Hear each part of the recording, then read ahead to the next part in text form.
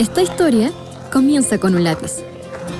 También este dibujo, o este puente, y este diagnóstico. El país que quieres también comienza con un lápiz. El 11 de abril se parte de las elecciones de convencionales constituyentes, gobernadores regionales, alcaldes y concejales. Para convencionales constituyentes, se te entregará una cédula electoral con candidatos de tu distrito. Si eres indígena, podrás escoger entre esa cédula o la de tu pueblo, como aparece en el padrón de mesa. Recibirás también una cédula para escoger al gobernador de tu región, una para alcalde y otra para concejales. Tu voto es importante. Infórmate en cervel.cl o al 600-6166. Elige el país que quieres. Servicio Electoral de Chile. Cervel.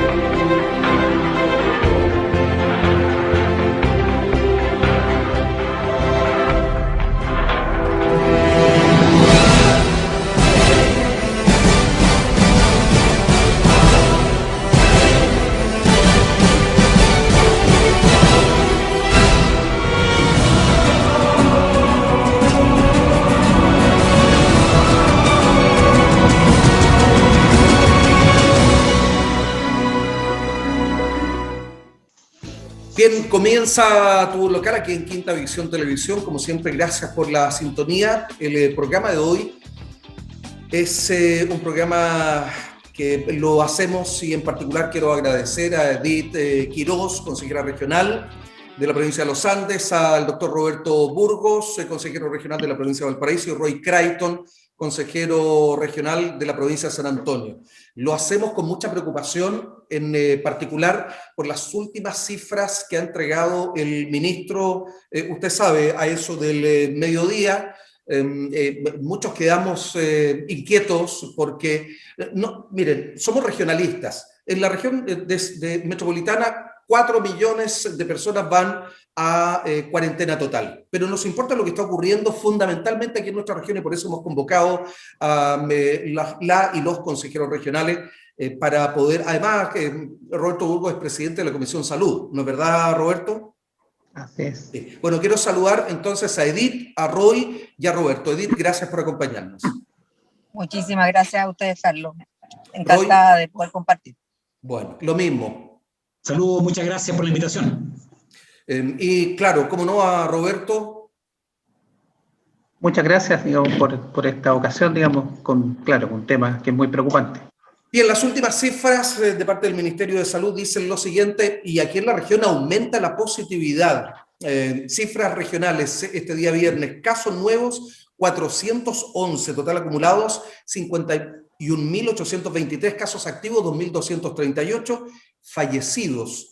Si bien es cierto, tuvimos la posibilidad de agradecer que no fallecieran ya hace un par de días atrás habitantes de esta región, tenemos que recordar, ¿no es cierto?, que hace muy poco fueron 13, 12 o 13, y hoy se suman 10 personas más.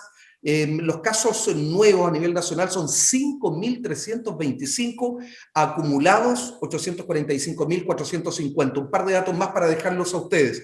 Entre este jueves y sábado, 10 comunas de la región retrocedieron a transición o fase 2 del plan paso a paso. Villa Alemana, Quilpué, Quillota, Nogales, Los Andes y Rinconada, que son ahí del área de trabajo de Edith, Casablanca, San Felipe, Hijuelas, Rinconada, bueno, ya dije Rinconada, y Petorca. Y, para qué decir, la única comuna en la región de Valparaíso en fase 1, San Antonio. Ahí está Roy, que nos dará cuenta de cuál es la situación, además en el litoral central.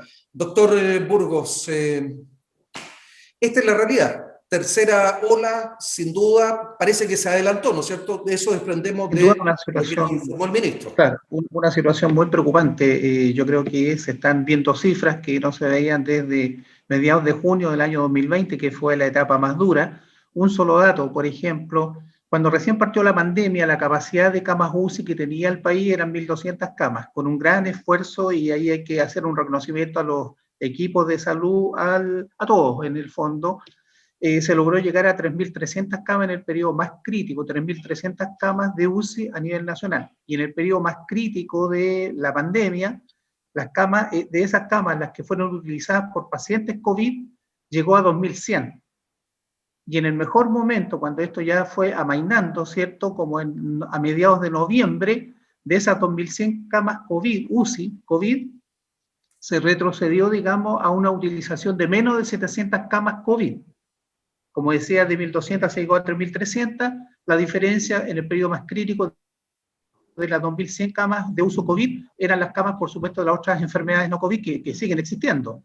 Y en este momento, digamos, ha ido ascendiendo el uso de camas desde el 700 de mediados de noviembre a actualmente más de 1.740 camas UCI. Por lo tanto, acercándonos al periodo más crítico en el cual hubo 2.100 camas con pacientes COVID. Y ahí incorporaba, acuérdense, de los ventiladores, eran máquinas de anestesia que también se reconvertían, etcétera, etcétera. Es decir, estamos en una situación muy difícil y crítica, a pesar de cierto, y a lo mejor está produciendo una cierta sensación de confianza el hecho de que está avanzando bien la vacunación.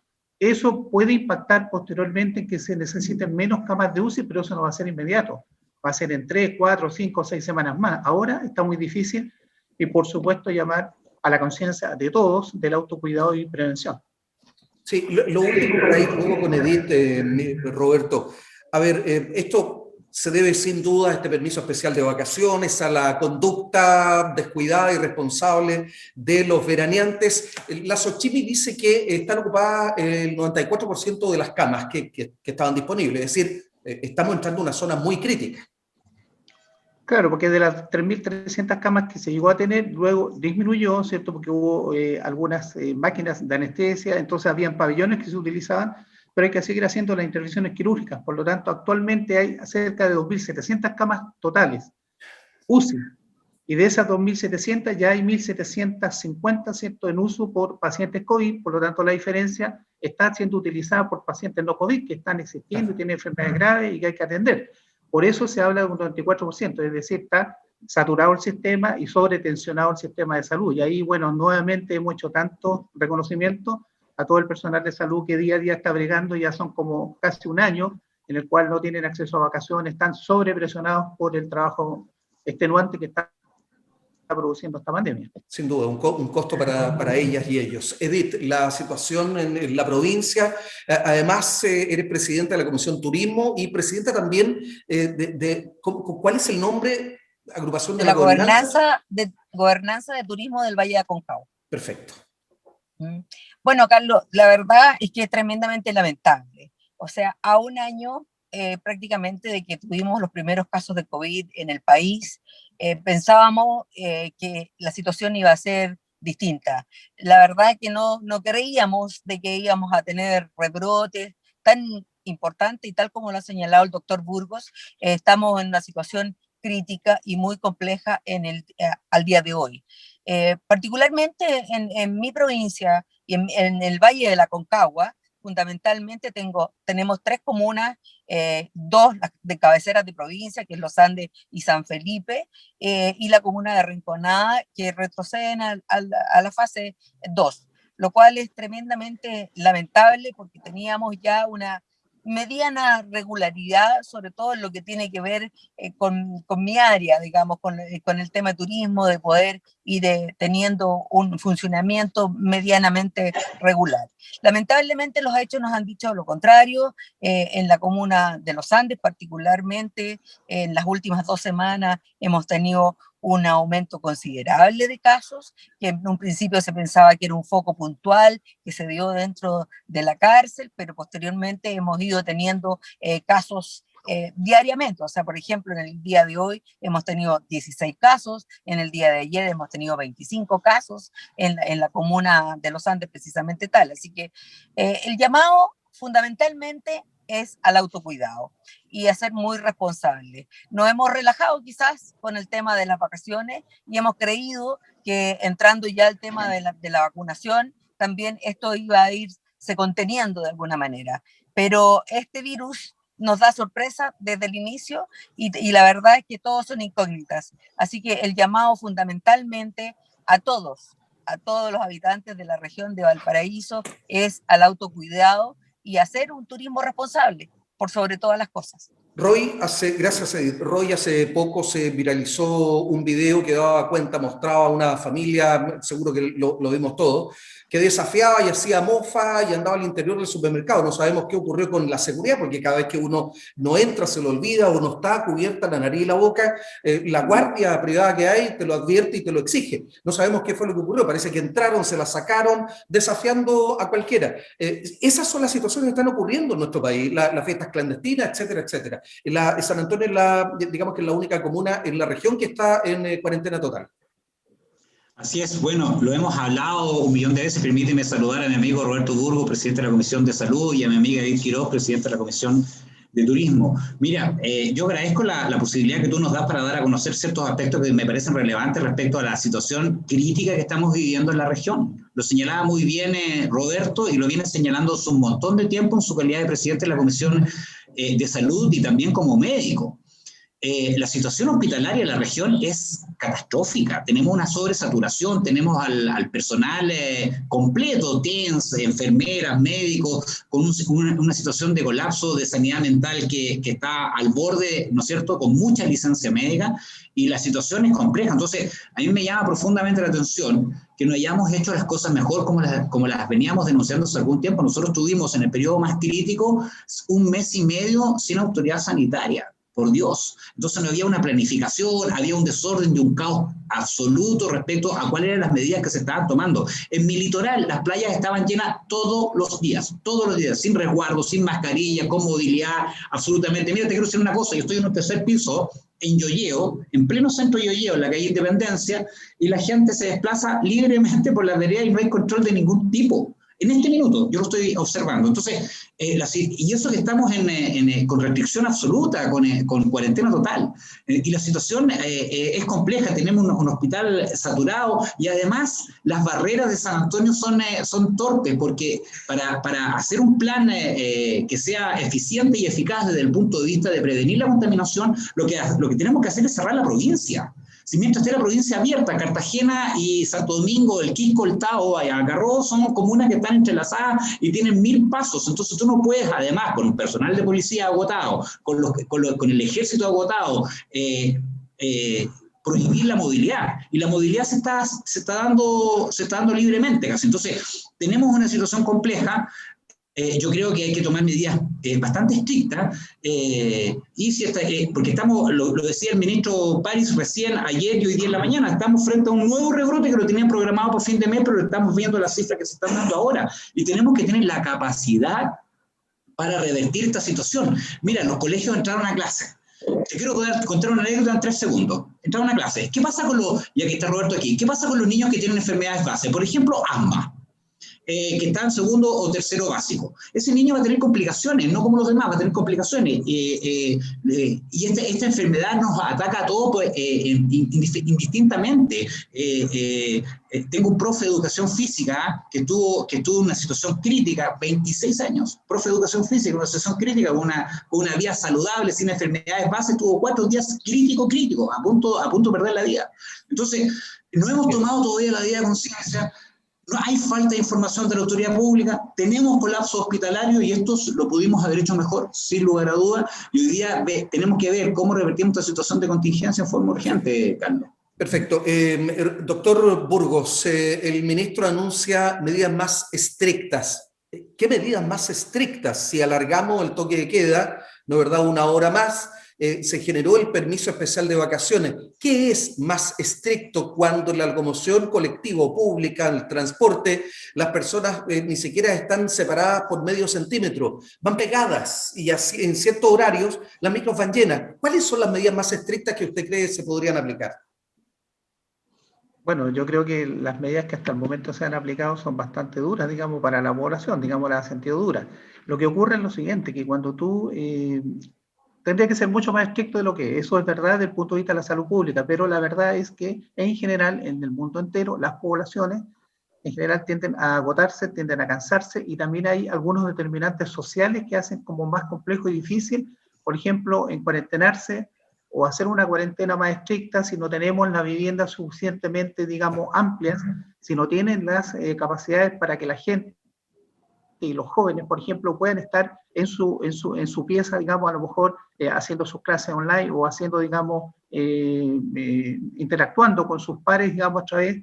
Primero, digamos, todos no tienen todos los equipamientos, el Internet no está disponible para todos, no está democratizado realmente, es caro, en lugares, digamos, de acceso difícil, por ejemplo, rurales, no están bien, no hay buena cobertura, por ejemplo, de buenos sistemas de Internet.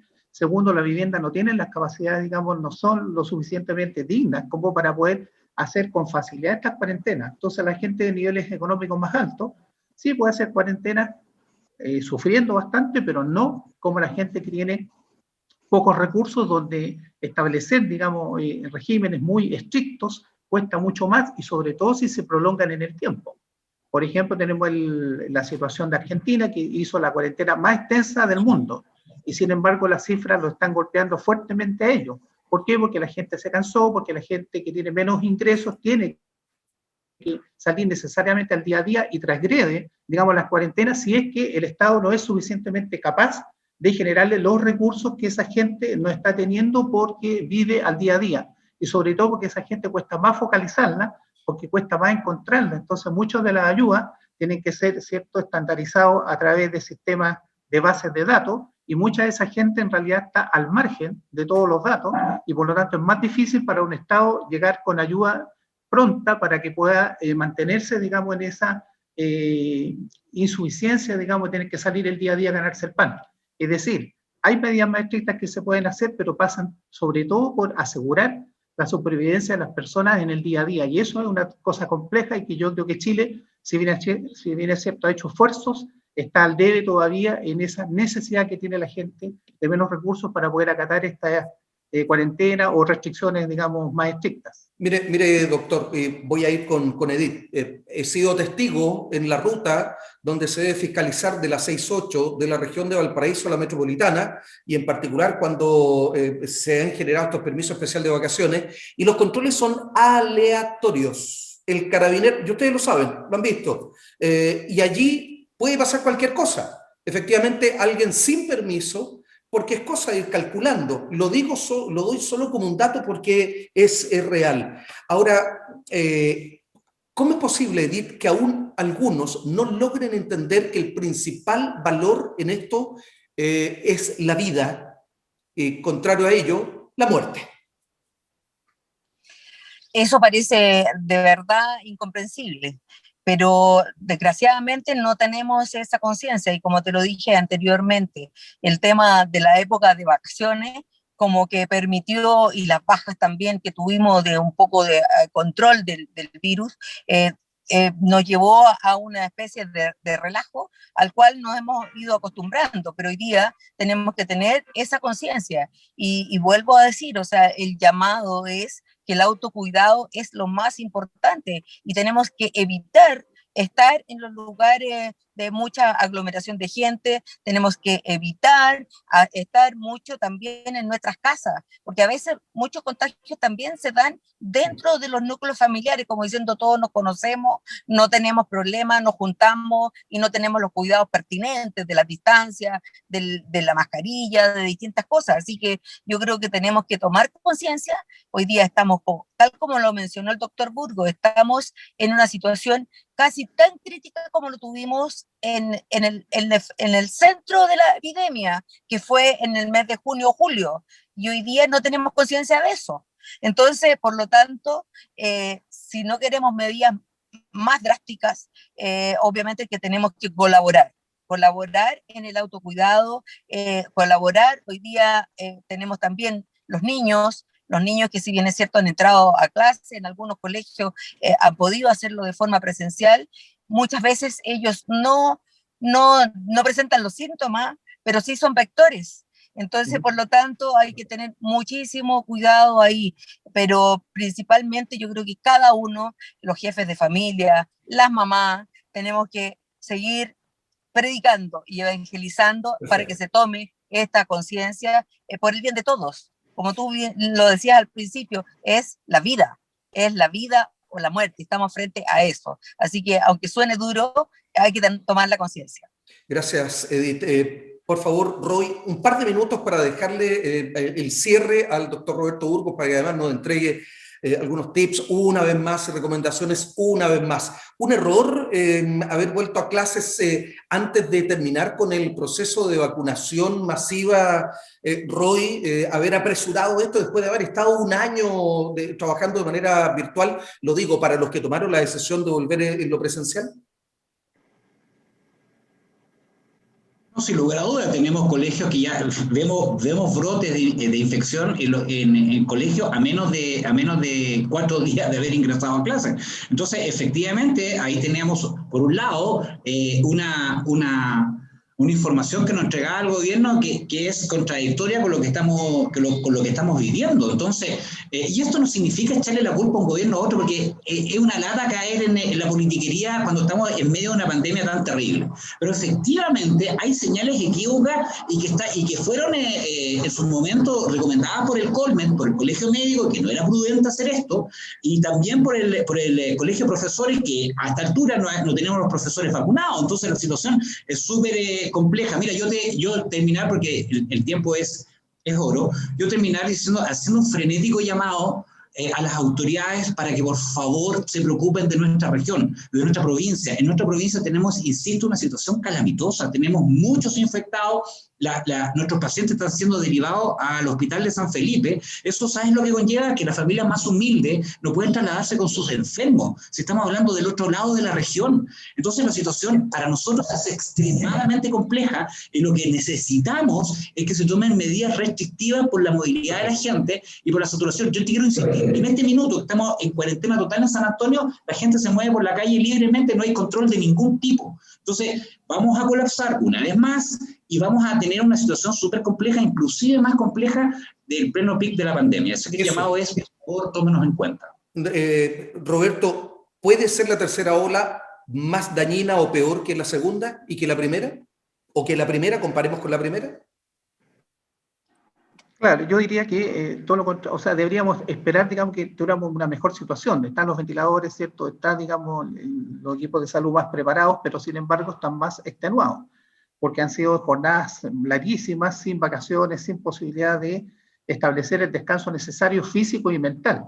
Sin embargo, yo diría que hay acá también señales equívocas, porque la gente, por el hecho que está avanzando rápidamente la vacunación, y en ese sentido estamos líderes en Latinoamérica en cuanto a la cantidad de vacunados. Tenemos tantos vacunados como tiene Francia, digamos que tienen muchísimos, 5 o 6 veces más recursos. Eso hemos avanzado. Pero eso produce en la gente también un exceso de confianza. Cree que, digamos, el tema está resuelto, y no va a estar resuelto ni siquiera cuando alcancemos la meta de los 15 millones de vacunados, que es para tener la protección comunitaria o protección de rebaño, como se llama. Entonces, a llamar a la atención a la gente que no hay que confiarse. La vacuna, digamos, protege a la persona cuando tenga las 2 dosis, pero sin embargo, no está claro si la persona puede diseminar el virus o no. Entonces, por lo tanto, la protección va a tener que continuar. Una nota positiva es que en el caso de los profesores que se están vacunando, que es importantísimo, y yo creo que fue, tal como dice Roy, dice, fue muy apresurado, digamos, hacer la vuelta a clase, aunque sea en forma, digamos, alternativa, ¿cierto? Porque eso va a tener una flexibilidad de que por lo menos se están vacunando los jóvenes, los profesores en general, con la Pfizer, que permite una cierta inmunidad con una dosis parcial, digamos, de por lo menos un 70%, digamos, eso ya es favorable. Pero mientras no se complete esa vacunación, mientras no se establezcan las medidas que corresponden, los protocolos, y las escuelas tengan las infraestructuras necesarias, yo creo que fue presuroso, digamos, y fue aventurado, digamos, haber iniciado este regreso a clase. Dicho todo eso, seguir con las medidas de aislamiento físico, seguir con las medidas de lavado de manos frecuente, el uso de la mascarilla, el cambio de mascarillas cada cierto tiempo, digamos, porque a veces se utilizan por demasiado tiempo y ya no son efectivas. Y fundamentalmente no llamar exceso de confianza, digamos, por el hecho que se está avanzando progresivamente en la vacunación. Mientras eso no pase el primer semestre, que se logren los 15 millones de vacunados, y aún así más adelante van a seguir protegiéndose de todas maneras.